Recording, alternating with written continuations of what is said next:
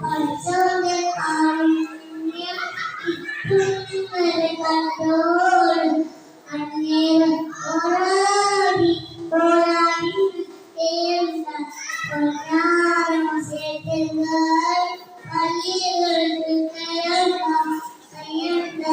അക്ഷമത്തിൽ ചെയ്തോ അച്ഛനടുത്ത് പള്ളിയില്ല അവരെ നടിക്കും അതിലെ